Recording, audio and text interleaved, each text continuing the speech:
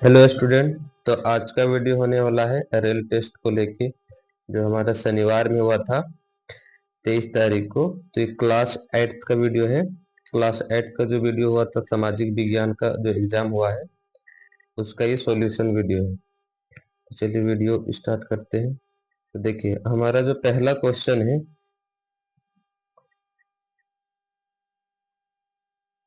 हमारा पहला क्वेश्चन है क्या कि हड़प्पा सभ्यता के काल में किस तरह का समाज था। तो उस समय किस तरह का समाज था? तो हड़प्पा सभ्यता के काल में जो है वो मात्र सत्तात्मक तरह का समाज था, यानी ऑप्शन नंबर क्या हो जाएगा? B answer. दूसरा क्वेश्चन है, लोपा मुद्रा घोषा सिकता अपाला जैसी विदुषी स्त्रियों का उल्लेख कहाँ पे मिलता है? तो इन विदुषी स्त्रियों का जो उल्लेख है वो मिलता है हमारा ऋग्वेदिक काल में, यानी ऑप्शन नंबर बी हो जाएगा। ठीक है। इसी प्रकार है कि तीसरा क्वेश्चन है, सती प्रथा का प्रथम प्रमाण कहाँ मिलता है? तो इसका सती प्रथा जो है ना, सती प्रथा जिसमें विधवा औरतों को जलाया जाता था, तो इसका प्रथम प्रमाण मिलता है हमको 500 510 ईस्वी में। इसका प्रथम प्रमाण कहाँ मिलता है? तो 510 ईस्वी में मिलता है। चौथा क्वेश्चन है, विधवाओं को जिंदा जलाकर जलाना एक अपराध घोषित किया गया। सर्वप्रथम यह कानून किस प्रेसिडेंसी में लागू किया गया था? तो विधवाओं को जिंदा जलाना एक क्या है? यह अपराध घोषित किया गया था। इसको सर्वप्रथम किस प्रेसिडेंसी ने लागू किया था? तो वो था बंगाल प्रेसिडेंसी, यानी ऑप्शन नंबर ए।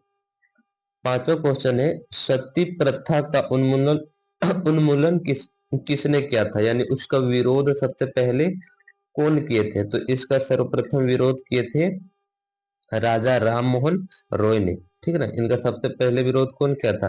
यानी वो राजा राम मोहन रॉय कौन थे? एक समाज सुधारक थे। उन्होंने सती प्रथा को बंद करने का प्रयास किया था। ठीक है।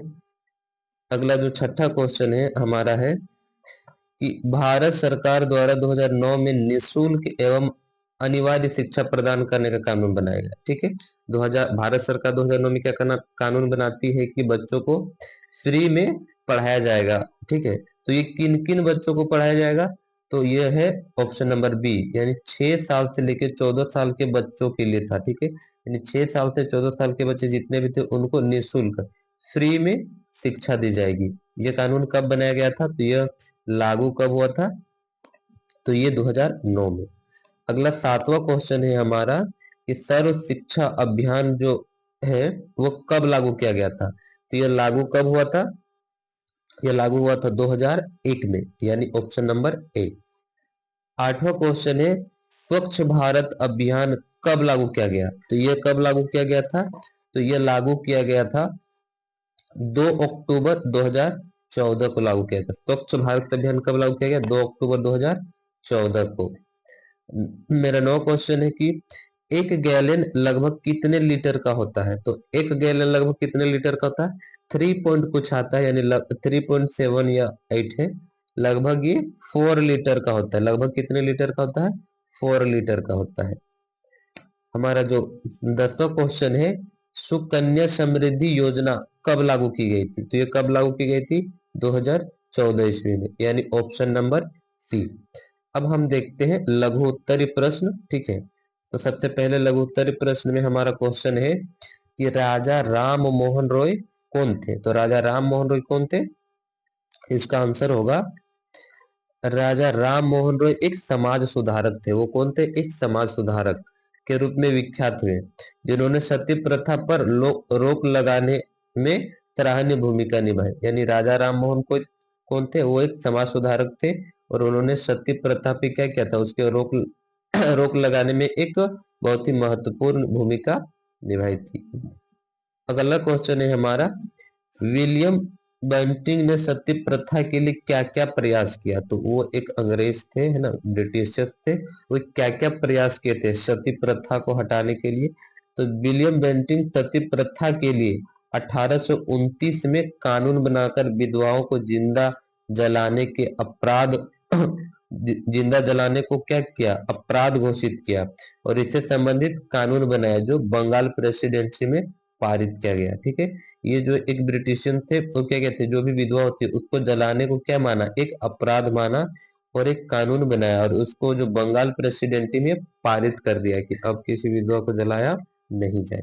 ठीक है, तीसरा क्वेश्चन हमारा क्या है कि ज्योतिबा राव फुले कौन थे, ज्योतिबा राव फुले कौन थे, तो इसका आंसर क्या है, ज्योतिबा राव फुले महिलाओं के शिक्षा के उत्थान के लिए प्रयास किए थे। वो एक महिला थी जो महिलाओं की शिक्षा के लिए क्या जो भी उनसे हो पाया वो प्रयास की थी और उनके द्वारा सर्वप्रथम महाराष्ट्र में स्कूल खोले गए, यानी उन्होंने एक स्कूल खोला, वे सर्वप्रथम थे जिन्होंने स्कूल खोला और महिलाओं को पढ़ाना स्टार्ट किया। ठीक है, यानी ज्योतिराव फुले कौन थी, ये एक महिला थी जो महिलाओं के शिक्षा के लिए कदम उठाए।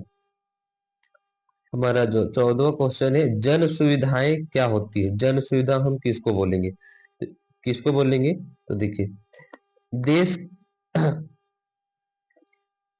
देश के विकास और जीवन के सितारे को आगे बढ़ाने के लिए आधारभूत संरचना जैसे यातायात, संचार, बिजली, शिक्षा, स्वास्थ्य, पेयजल, सामाजिक सुरक्षा और आजीविका में उपयुक्त अवसर की असुविधा का अवसर को जन सुविधा कहा जाता है। यानी जन सुविधा का अर्थ ये हो गया कि जहाँ पे यातायात यानी एक जगह से दूसरे जगह जाना, संचार जैसे टेलीफोन वगैरह जो यूज करते हैं, बिजली हो गया, स्वास्थ्य शिक्षा हो गया, स्वास्थ्य हो गया, पीने का जो चीज हो गया, सामाजिक सुरक्षा हो गया, आजीविका के लिए उपयुक्त अवसर हो गया, अगर ये सब चीज उपलब्ध है तो उसी को हम लोग क्या कहेंगे, जन सुविधा कहेंगे। ठीक है, हमारा जो लास्ट क्वेश्चन है, बहुउद्देश्य परियोजना के क्या लाभ है, तो बहुउद्देश्य परियोजना का लाभ क्या है, तो सबसे पहले बहुउद्देश्य परियोजना क्या है, यानी ऐसी परियोजना जिसका उपयोग बहुत सारे उद्देश्य में किया जाता है, तो उसका लाभ क्या है, तो उसका लाभ देखिए, पहला लाभ है बाढ़ की रोकथाम, उससे क्या होता है, बाढ़ की रोकथाम होती है यानी बाढ़ कम होते हैं। सिंचाई के लिए जल पूर्ति, यानी सिंचाई के लिए पानी बहुत ही अधिक मात्रा में होता है जिससे सिंचाई करने में दिक्कत नहीं होती। दूसरा है विद्युत उत्पादन, यानी हम बिजली भी उससे उत्पादन कर सकते हैं। पीने के पानी की उपलब्धता, पानी की कमी नहीं रहेगी तो पीने की पानी की उपलब्धता हर जगह उसके आसपास वाले क्षेत्र में होती रहेगी। अगला है मत्स्य पालन की सुविधा, पानी रहेगा तो मछली पालन में भी लाभ मिलेगा। तो बहुउद्देश्य परियोजना का एक एग्जांपल क्या हो गया, बांध है ना, ये अगर आप देखें तो जो बांध होता है ना, बांध के कारण क्या होता है, बांध के कारण बाढ़ की रोकथाम भी हो जाती है, आसपास के क्षेत्रों में नहर के थ्रू पानी जाता है तो उधर सिंचाई के लिए पानी मिल जाता है, विद्युत भी उत्पादन हो जाता है और उससे पानी की उपलब्धता होने के कारण आसपास के क्षेत्रों में फिल्टर होकर पानी भी जाता है और मछली का भी पालन होता है। तो एक तरह से बांध क्या हो गया, ये बहुउद्देश्य परियोजना है और इसके काफी सारे क्या है, लाभ है। तो ये रेल टेस्ट हुआ था हमारा शनिवार को, इसका क्या है, वीडियो सॉल्यूशन है। ठीक है, तो इसको हमारा पूरा क्वेश्चन क्या हो गया, खत्म हो गया।